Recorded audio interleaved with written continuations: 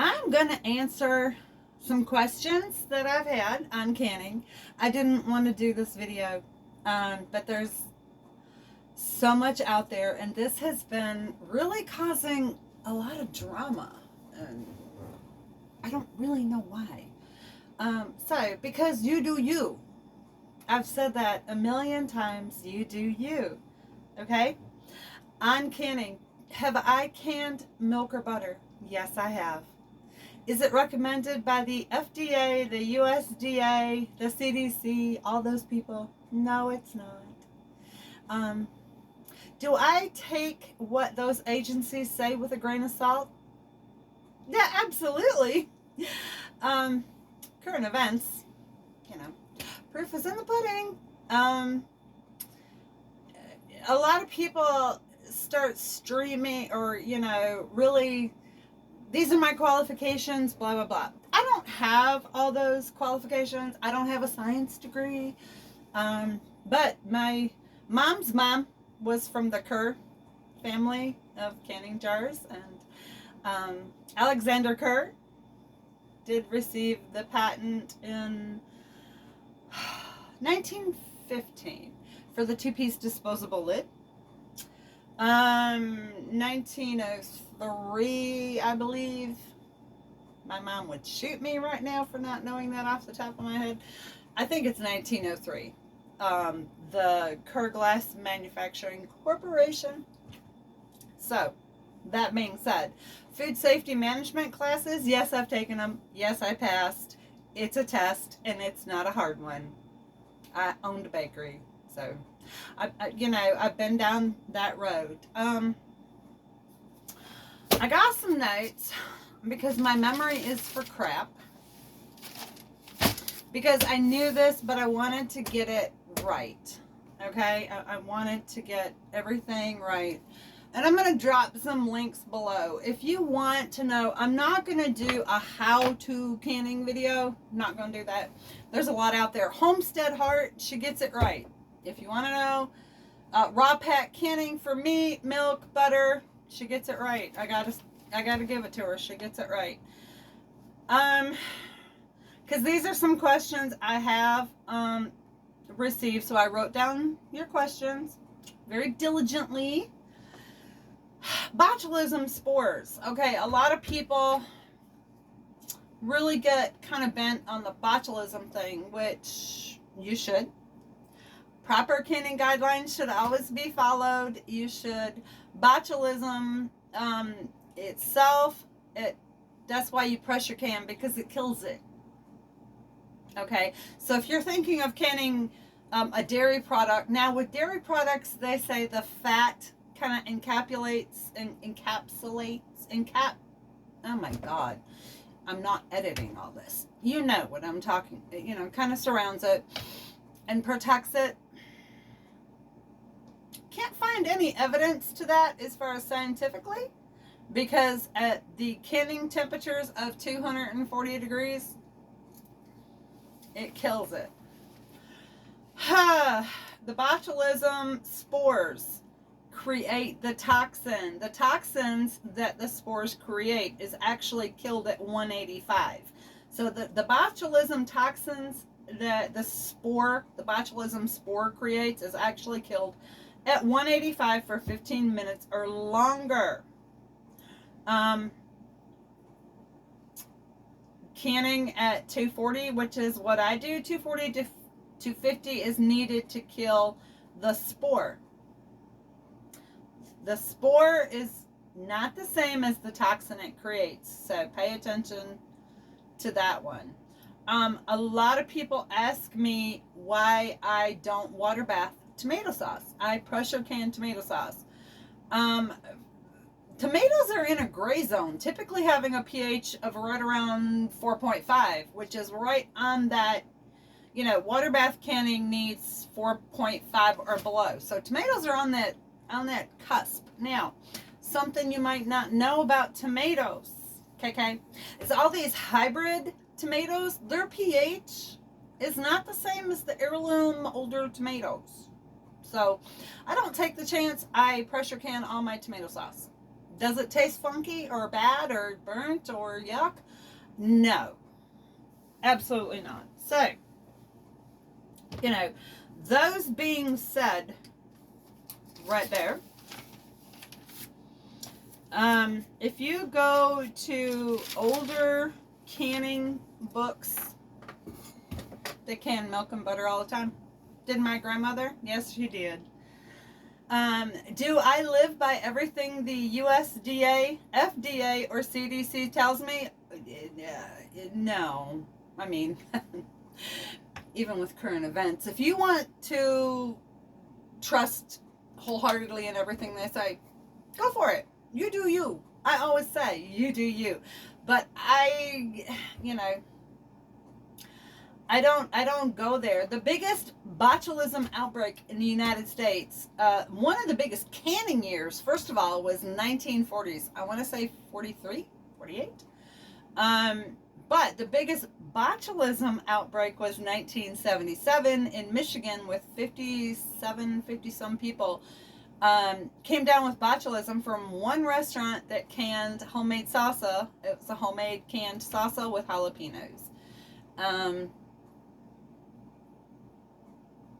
That was the biggest outbreak so far. So, like I said, do your research, come up with your own conclusions, and do what's best for your family. But even if you look at the USDA and the FDA and all that, it says what temperature botulism is killed at. And if you look at the older chart from the FDA, milk is on there. So, you do you. If you want to, and trust your government agencies, by all means, do so. Me, not so much. Put your own knowledge in your noggin. That's what I gotta say. There is so much now with this whole prepper homesteading thing that makes my head explode, sort of. Why does it make my head explode? Because it's like it's a new catch thing. It's a movement. It's a new movement. I am totally great about this movement. I think it's rocking, that everybody's getting on board, but it's not new. No, not new. So when I see a lot of very younger people, like, this is how you need to do it. This is what you should do, what you shouldn't do. Yeah, go for it. Everybody has their own style. I have my own style, and I have priorities. And food preparation, when I can, I also rotate my stock religiously. Not that I haven't used and eaten 2-year-old canned chicken.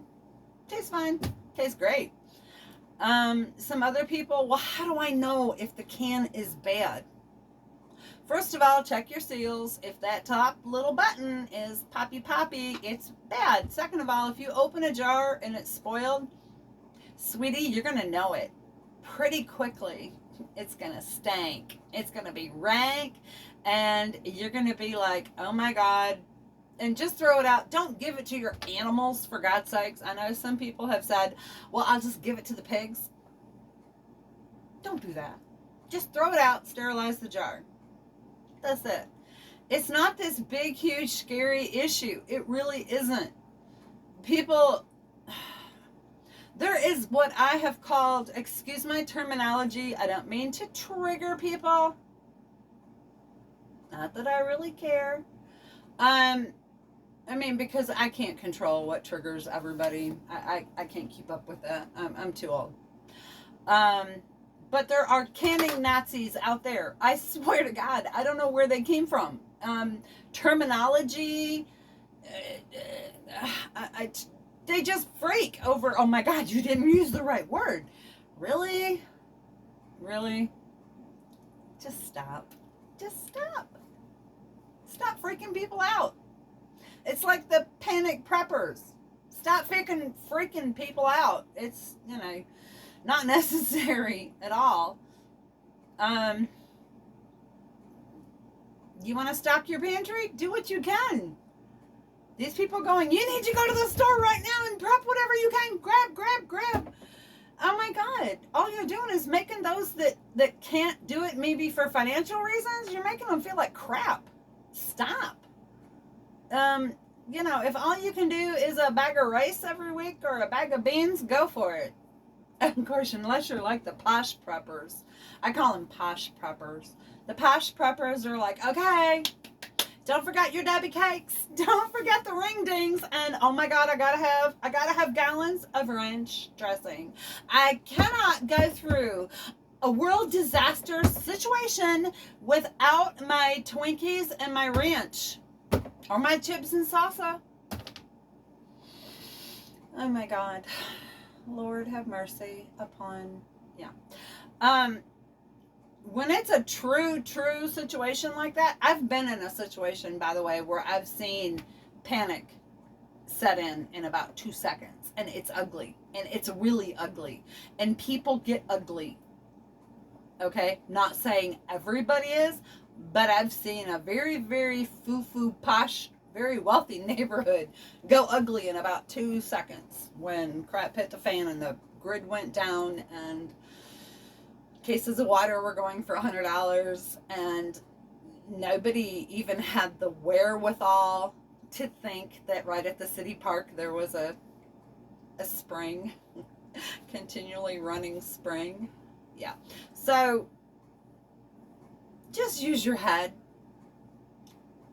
Do what's right for your family. If you can't live without junk food and ranch dressing, by all means, baby, you just ranch it up.